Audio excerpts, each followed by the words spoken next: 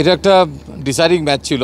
Naturally excitement কাজ করেছে দুই দলের জন্যই, এবং আমার মনে হয় না যে আমরা সঠিক সময়ে সঠিক আমাদের ব্যাটাররা আসলে আকাঙ্ক্ষিত পারফরমেন্সটা করতে পেরেছে।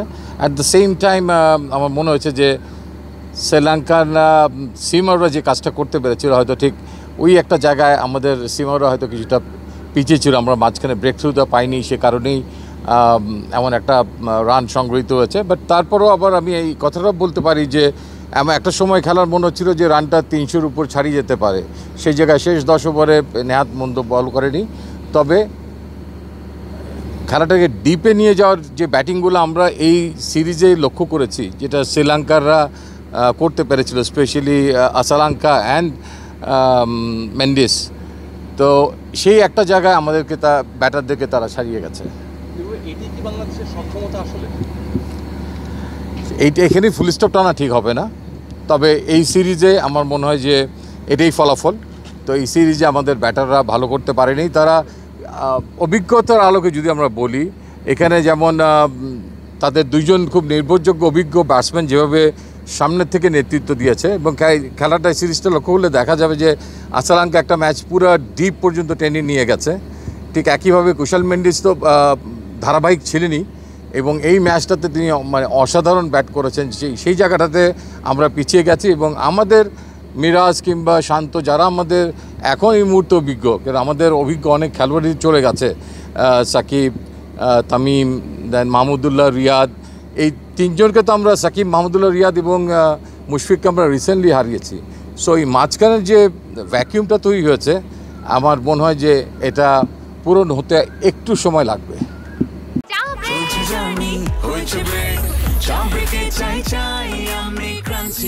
যে কোনো চা ব্রেকে বিস ক্লাব ড্রাই কেক, চায়ের সাথে আয়েশ। লিটন দাসের ইস্যুটা আসলে কিন্তু আমরা একটা ব্যাখ্যা ওই সিলেকশন মিটিংয়ে আমরা দিয়েছিলাম, যে আপনি হয়তো বলতে পারেন যে আগে আপনি যেভাবে তিনি দলভুক্ত হননি, অল অফ আ সাডেন কেন হলেন, কারণ এখানে তিনি ইতিমধ্যে কিন্তু একটা সিরিজ, এটা হচ্ছে দ্বিপাক্ষিক সিরিজ, আর লাস্ট সিরিজটা ছিল আমাদের চ্যাম্পিয়ন্স ট্রফি, আমরা গ্লোবাল টুর্নামেন্টটা খেলেছিলাম, এক এক দিন আমাদের এক একটা দলের সঙ্গে খেলতে হবে। তো এর মধ্যে কিন্তু তার ফিরে আসার জন্য একটা সময় ছিল, প্রিপারেশনের জন্য একটা সময় ছিল, বিকজ আমি যে কথাটা বলছিলাম যে মুশফিক, রিয়াদরা সরে যাওয়াতে মাঝখানে একটা কিন্তু অভিজ্ঞতার বিশাল একটা ঘাটতি হয়েছে। তো সেই জায়গাতে লিটন দাস অলরেডি 90 ম্যাচ খেলাটা প্লেয়ার ছিল, এক্সপেকটেশন ছিল, তিনি সেই প্রস্তুতি নিয়েছেন, এবং টেস্ট ম্যাচে তিনি থাকার কারণে এবং টি-20তে তিনি দলনায়ক থাকার কারণে সেখানে আমরা অনেক বেশি একটু বিবেচনায় রেখেছিলাম যে এইটা একটা কামব্যাকের ম্যাচ হতে পারে, এবং মিডল অর্ডারকে ঘিরেই লিটন দাসকে ঘিরে আমরা দলটাকে সাজিয়েছিলাম। তো এই জায়গায় যার পর আস্থা রেখেছিলাম, আস্থা না রাখতে মানে প্রতিদান না পেলে আমাদের প্রসেস নিয়েও কথা উঠতে পারে, যে ভরসা আমরা রাখতে পেরেছিলাম আসলে সেই জায়গাটা ঠিক আকাঙ্ক্ষিত ফলাফল আমরা পাইনি। ভাই মানে আমি ওই মারুফের সাথে অ্যাড করতে চাই, যেহেতু বললেন যে অভিজ্ঞতার একটা ব্যাপার ছিল, অভিজ্ঞতা চিন্তা করে লিটনকে রাখা হয়েছিল।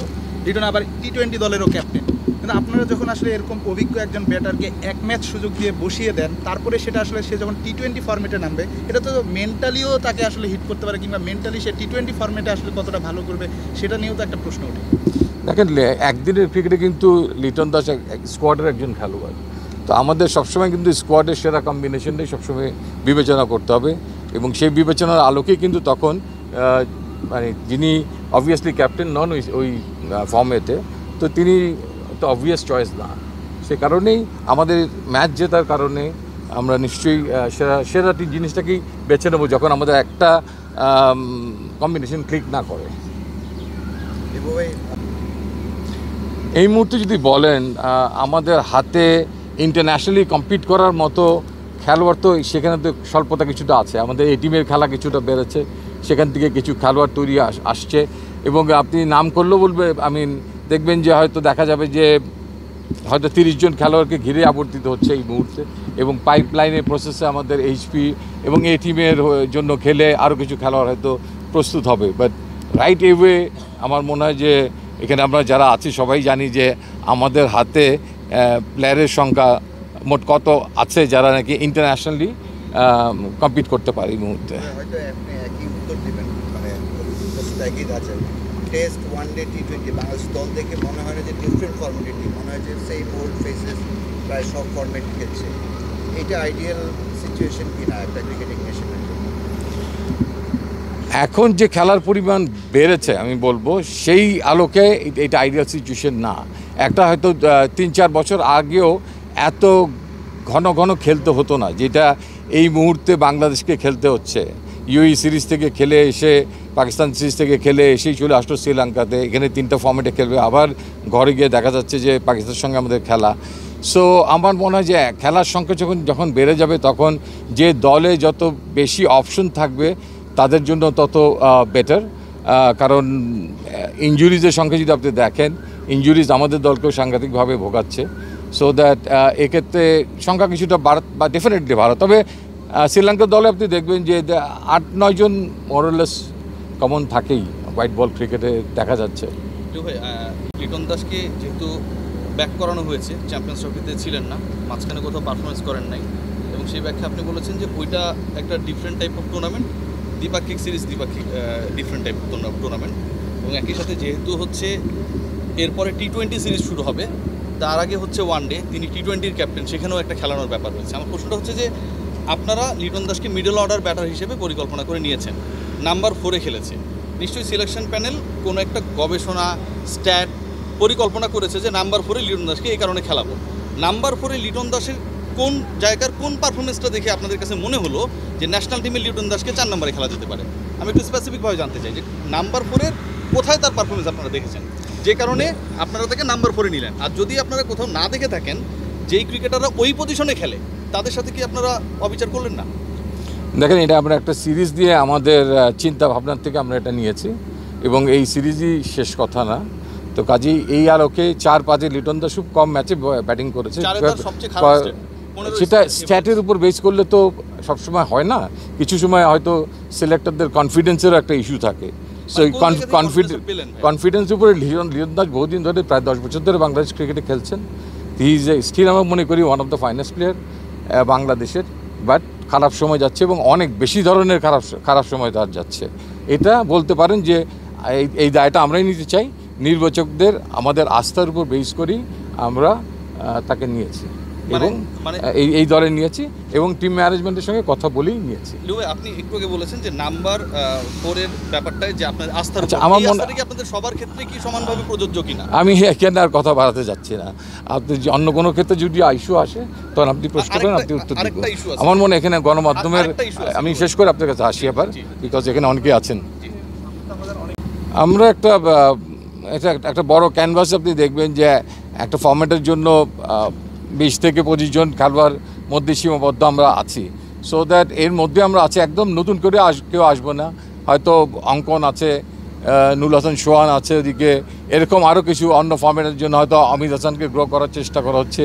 দীপু আছে আরেকটা ফরম্যাটের জন্য, সাইফুদ্দিনকে আমরা আবার ঘুরিয়ে আনলাম T20 ফরম্যাটের জন্য। সো নাসুম আসলেন। তো এইভাবেই আমার মনে হয় এরপরে তো বড় আসর আমাদের দুটো, Asia cup and world cup, T20। তো আমার মনে হয় যে কিছু খেলোয়াড়কে সুযোগ দেওয়া হবে। Mustafiz is definitely a very good bowler, no doubt, এবং তার হিউজ এক্সপিরিয়েন্স আছে। তো আমাদের এরপরে প্রায় 3 মাসের মতো লেগে যাবে বোধহয় এরপরে আমাদের সিরিজটা, আস্তে আস্তে ওয়ানডে সিরিজটা। সো এর মধ্যে তাকে আরেকটু শার্প করে নেওয়ার জন্য যা করণীয়, আমার মনে হয় যে তিনি সহ অন্যান্য খেলোয়াড়দের জন্য নিশ্চয়ই একটা পরিকল্পনা টিম ম্যানেজমেন্ট করছে, এবং মুস্তাফিজ ডেফিনেটলি আমাদের মনে আছে এবং দলের সঙ্গে আছে। স্পেসিফিক্যালি বললে ভালো তো, কোনো একটা প্লেয়ারের কথা বলে। মুস্তাফিজ তার বোলিং নিয়ে কিছু বলছি না, বাট মাঠে তার বিচরণ যদি আমরা 3টা ওয়ানডে দেখি এবং তাকে IPL-এ দেখি, মানে টোটালি ডিফারেন্ট পার্সন মনে হয়। আমার মনে হয় আপনার প্রশ্ন আমি বুঝতে পেরেছি। আসলে মুস্তাফিজ সহ অন্যান্য 2-1 খেলোয়াড়দের ক্ষেত্রেও, যার যেখানে ফিল্ডিংয়ের ক্ষেত্রে, ব্যাটিংয়ের ক্ষেত্রে কিংবা বোলিংয়ের ক্ষেত্রে যে জায়গাগুলোতে উন্নতি দরকার, আমার মনে হয় আমাদের টিম ম্যানেজমেন্ট এগুলো নিয়ে খুব নিবিড়ভাবে কাজ করছে, এবং এই জায়গায় একটা উন্নতি ঘটানোর যতটুকু সম্ভব এক্সটেন্ড করা যায়, তো সেই চেষ্টাটা তারা নিশ্চয়ই করবে। আই এম রাইট যে কিছু খেলোয়াড়ের কিছু জায়গায় আরও উন্নতি ঘটানোর অনেক সুযোগ আছে। আমি ইন্টেন্টের কথা বলছি, যে সেই আত্মনিবেদনটা আপনি দেন কিনা সবার ইকুয়ালি, সব ফর্মেট? আমার মনে হয় যে আমরা একসঙ্গে প্রিপারেশনের অনেক সময় সুযোগগুলো পাচ্ছি না। যেমন এই টেস্ট টিমটা চলে আসার সঙ্গে সঙ্গে টিম ম্যানেজমেন্টের অধিকাংশ সবাই চলে আসছে, হোয়াইট বল প্রিপারেশনটা আমাদের স্থানীয় কোচের আন্ডারেই হচ্ছে। তো আমার মনে হয় সেখানে হয়তো নাথান ছিলেন। আমার মনে হয় যে একদম ফুল টিম ম্যানেজমেন্টের আন্ডারে যখন কন্টিনিউয়াসলি একটা প্র্যাকটিস সেশন থাকবে, আমার মনে হয় যে এই ঘাটতিগুলো এবং পরবর্তী পর্যায়ে তার রিফ্লেকশন তো হতেই হবে। দল যদি ভালো করতে হয় তো প্রত্যেকটা খেলোয়াড়ের কাছ থেকেই, শুধু মুস্তাফিজ না, প্রত্যেকটা খেলোয়াড়ের কাছ থেকেই নিবেদনের জায়গাটায় শতভাগ আমরা আশা করি।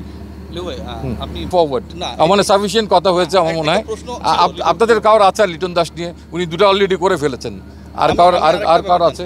আচ্ছা বলেন। সেটা হচ্ছে যে আপনি বললেন যে অন্যতম আরেকটা কারণ ছিল লিটন দাস যেহেতু টি-20-র ক্যাপ্টেন বা টি-20-র গুরুত্বপূর্ণ পার্ট, এই কারণে ওয়ানডে দলেও, ওয়ানডে স্কোয়াডেও তাকে আপনারা রেখেছেন। এটা ঢাকায় আপনি বলেছেন, এখন আপনি বললেন। তো টেস্টেরও তো আমাদের গুরুত্বপূর্ণ পার্ট মমিনুল হক। কখনো যদি বাংলাদেশের টেস্ট সিরিজের আগে ওয়ানডে সিরিজ হয় কোনো দলের বিপক্ষে, তিনি যেহেতু টেস্ট দলের গুরুত্বপূর্ণ পার্ট, তাকে কি আপনারা ওয়ানডেতে রাখবেন? তিনি তো অনেকদিন ধরে ওয়ানডে খেলছেন না। লিটন দাস তো ধারাবাহিকভাবেই খেলছেন। হ্যাঁ, যদি কাউকে কখন আমরা বলিনি, আমরা রিটার্ন অফ করে দিয়েছি, কাউকে বিবেচনা আনি না। সেটা আগামীর জন্য ওয়েট করে। আমরা চাইবো যে তিনি ডিপিএলে হোয়াইট বল ক্রিকেটে সাফিসিয়েন্ট ক্রিকেট খেলুক, প্রত্যেকটা প্লেয়ার ক্ষেত্রে আমরা চাইবো, এবং আমাদের নজর থাকবে সবার। মোসাদ্দেক নিয়ে কি একটা প্রশ্ন করতে পারবো ভাই? হ্যাঁ, আপনি বলেছেন যে যতদিন মিরাজ আছে ততদিন মোসাদ্দেকের সুযোগ নেই। মোসাদ্দেক তো আপনাদের রাডারের মধ্যে এবং একজন পারফর্মার, জাতীয় দলে খেলার স্বপ্ন দেখে। এই পজিশনে গিয়ে প্রধান নির্বাচক যদি এই কথা পাবলিকলি বলে ফেলে, এটা কি তার জন্য খুব ভালো কিছু? ধরেন আপনার পরিকল্পনায় নেই, আপনি কিভাবে বলতে পারেন বা এটা কি ঠিক? ওকে, ভালো হইলো প্রশ্নটা করে, জিনিসটা পরিষ্কার করা দরকার। আপনারা দেখেন অনেকেই ইউটিউব করেন, এবং আমার মনে হয় যে অনেকেই বোধ হয় সবারই ইউটিউব আছে ভাইয়া, তারেক মাহমুদ মনির। ওকে ওকে, সবাই মনে কম বেশি এডিট করেন। এডিট ছাড়া কেউ, কিংবা আমি কলম লিখতাম, কলমের শব্দ চয়নের কাটাকাটি ছাড়া বোধহয় লিখতাম না। সো দ্যাট আমি ওই প্রোগ্রামটা করছিলাম লাইভ, এবং আমার মনে হয় যে আমি বোধহয় ততক্ষণে 20-25 মিনিট কথা বলে ফেলেছিলাম সবার সঙ্গে, এবং অগণিত প্রশ্ন নিয়েছিলাম। এবং আপনি যে কথাটা বললেন, আমি আমার প্রশ্নে আপনি যা বলেছেন আমি তাই আসলে বলেছি, যে যতক্ষণ মিরাজ আছে ততক্ষণ সুযোগ নেই। তো রাতে যখন আমি গেলাম, চিটগাং গেলাম খেলা দেখতে, এরা খেলছিল আমাদের প্রস্তুতি ম্যাচগুলো, তো রাতের বেলা আমি গিয়ে দেখলাম, তখন আমার মনে হলো যে আমি 3টে শব্দ ভুল করেছি। বলা উচিত ছিল যতক্ষণ মিরাজ আছে ততক্ষণ মোসাদ্দেকের চান্স অনেক স্লিম চান্স। এই 3টা শব্দ চয়নে আমার ভুল হয়েছিল। তো আমি ভিডিও রিয়েলাইজ করেছি যে আমি বক্তব্যটা ঠিকভাবে উপস্থাপন করতে পারি নাই। দেন তারপরে 2 দিন পরেই দেখা হয়েছে আমার সঙ্গে এই মোসাদ্দেকের, and I said sorry to, যে এটা আসলে সব আই ডিডন্ট মিন ইট, ভালোই